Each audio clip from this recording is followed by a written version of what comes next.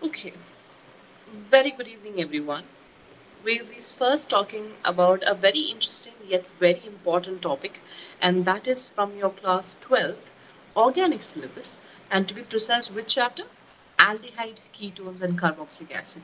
We are going to be speaking about one very important reaction which comes under it, and that is nothing but your aldol condensation. Very good reaction, important reaction. We generally see these kind of questions coming in your XCRT about conversion sections. We see this very frequently, and of course, as a named reaction, also this can be asked. First question, which we already asked: what kind of molecule does give you aldol condensation? The answer to that would be any aldehyde, your aldehydes and ketones. They both can give, your aldol condensation. Then the next question should be, is there a specificity in this case? There is. Your aldol condensation is given by those aldehydes and ketones which have an alpha hydrogen in them. Next question. What do we understand by an alpha hydrogen? Let's understand what we mean by an alpha hydrogen. Let me give you an example. Say I'm saying I have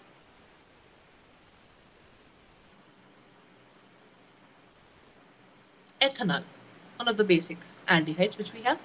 Now, if you pay attention, this is my aldehyde group, my functional group, right? Now, the carbon which is very next to it, the carbon which is very next to it would be called as my alpha carbon. In that case, all the three hydrogens attached to my alpha carbons becomes my alpha hydrogens. Things to understand. Say for example, let me give you another example. I'm saying CH3, CH2, C double bond OH, propanol. In this case, since this is my aldehyde group, this carbon tends to become my alpha carbon. In that case, the rest of the two hydrogens which we notice becomes my alpha hydrogens. Let's take an example of a ketone also and understand this. Say for example, I'm saying most basic ketone which we can speak about, your propanol or acetone, whatever you want to say. Now, this becomes your ketonic group. That means both this and this carbon becomes your alpha carbon. That means you have 3 plus 3, 6 alpha hydrogens here in case of a ketone, specifically your propanol. So first most important thing is how do you identify these groups, right? How do you identify your alpha hydrogens? Then the next question is, why are we speaking about, why are we talking about your alpha hydrogens so predominantly? What is the whole use of an alpha hydrogens? So let's talk about that also now. Okay.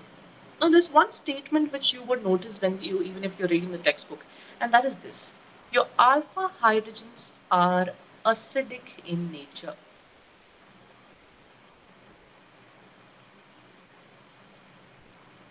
Why are alpha hydrogens acidic in nature? Now let's take the first example which we had taken, your ethanol. Now if you remember last year's inductive effect, you would have understood one thing. Your C double bond OH group, your aldehyde group, is actually electron withdrawing in nature, if you remember. Now if they're electron withdrawing, what do you mean by that? There will be an electron pull towards the group. Now, because there's an electron pull, your alpha carbon also comes under pressure. That means that person also has to give the electron towards your aldehyde group. If that is happening, your alpha hydrogens can be removed very, very easily. And that is why we say that your alpha hydrogens are generally going to be acidic in nature. And this property is highly utilized in the reaction which we are speaking about, which is your aldol condensation. Third thing to remember. Fourth thing to remember, your aldol condensation can never happen without a base. A base, say like NaOH or say a KOH. It's important to have a base in the medium, otherwise your aldol condensation will not react. So four things we have to remember. It can be given by an aldehyde or a ketone, but the catch is you need to have an alpha hydrogen in the aldehydes or ketone. Why exactly an alpha hydrogen is important? Because your alpha hydrogens are acidic in nature. Fourth thing to remember, your aldol condensation happens only and only in presence of a base. Yeah. So let's understand and start the reaction now.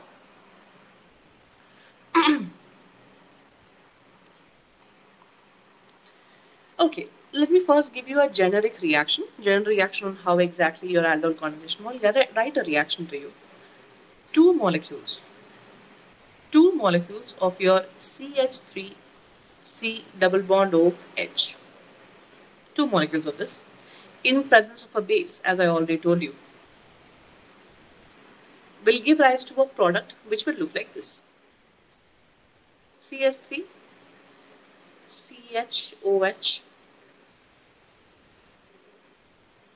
CH2 C double bond OH.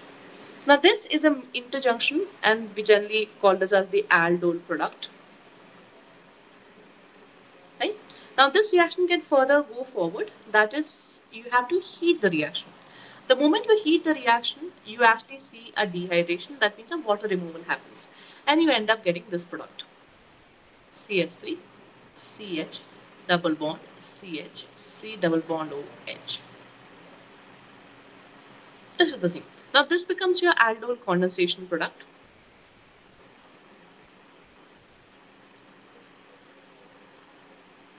This becomes your aldol condensation product. First, we'll speak about the first step in the reaction, and that is your aldol product formation. We have to first understand the mechanism involved in this case, then it becomes easier for us to go forward. I'll try to explain this with the example of your two reactants which we have taken in this case. Let me write them for you. I'm saying I have one molecule of ethanol here, and I have another molecule of ethanol on the other side. Let me write as CS3 C double bond OH. I hope that's understandable because we have taken two molecules, two molecules of your reactant in this case. Along with that, we have also said that we have taken a base. Now, as we all know, base furnishes your OH minus ions into the medium. Now, if that's the case, I already told you in the beginning, your alpha hydrogens are very acidic. Means what? It can be removed very easily. Hence, your base will come and pick up your alpha hydrogen. Now, if your alpha hydrogen gets picked up from one party, then what happens? What are you left with? You're left with only this.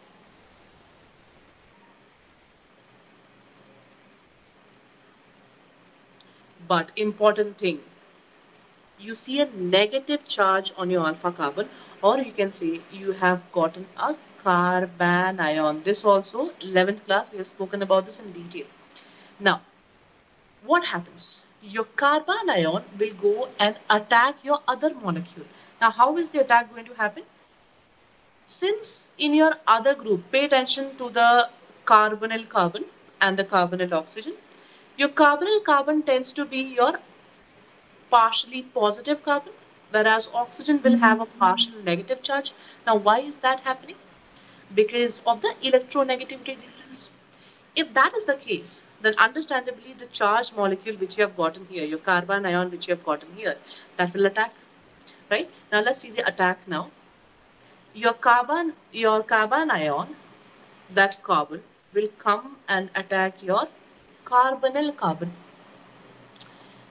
Let's try writing the product which we are getting here. Okay. If I'm continuing this reaction, I'm going to start from this side. See, you have a HC double bond O attached to a CH2, which has gone and attacked my carbon. Now, this is where I want to pay attention to.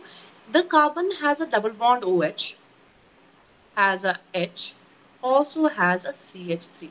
Now, this seems very fine to us, but there's a problem here. What is the problem? This carbon, your carbonyl carbon is having 5 bonds, which is not possible. Your carbon is tetravalent. So the bond will jump onto the oxygen. Your pi bond will jump onto the oxygen. If that is the case, what is the product which you are obtaining again? Let's write it once again. C double bond OH, CH2, C, O minus, your H, and there's a CH3. Now your O minus will easily pull a proton from the medium and will turn into an alcoholic group. Now, this is where I want you to pay attention to. CH2, COH, H, CH3. Now what I want to do is to correlate this product with the aldol product which I have written in the beginning. This is the same. This is the mechanism of forming your aldol product, which is the intermediate in this case. We have not done the reaction yet. This is the first part of the reaction. If we have understood this, let's move forward. Now, once you've gotten your aldol product, okay, let's start from that section where you've gotten your aldol product.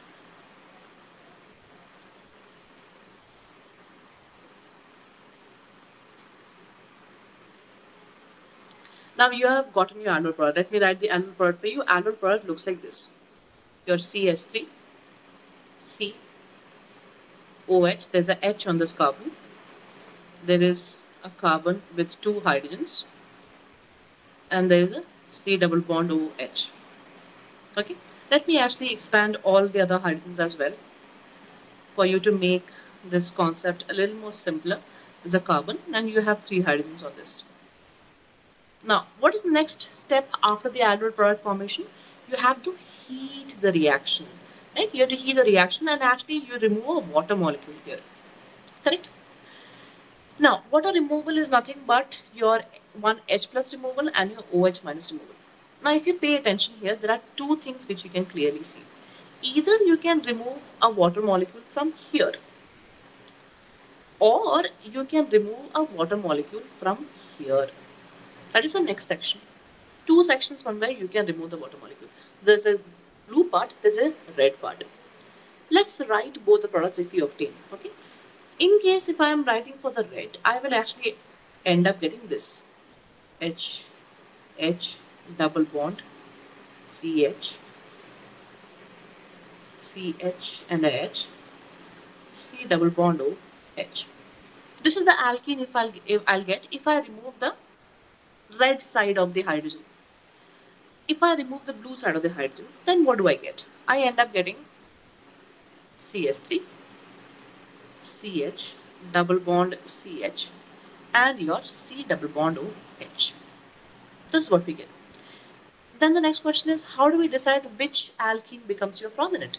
Now this is where your another concept which we have already studied called Zaitsev Rule coming into picture. This is from your which chapter? Your haloalkenes and haloarenes. What does it say? When you're considering a doubly bonded carbon, 2 doubly bonded carbon, that alkene becomes stable, which has maximum number of alkyl groups attached to the doubly bonded carbons. Means what? Let's consider this. This as the first carbon, this as the second carbon, because these are your doubly bonded carbons. Now, towards this carbon, there are no more alkyl groups. Why is that so? Because this side and this side, you have hydrogens. But on the other side of it, you do have an alkyl chain. See this? This becomes an entire big alkyl chain. So this alkene actually ends up having one of your alkyl group. So this has your one alkyl group. Right? Let's look at the next one. For this one, my doubly bond carbon is this and this. Right? Now towards one side of it, I have one alkyl chain. Towards the other end of the doubly bond carbon, I have one more alkyl chain.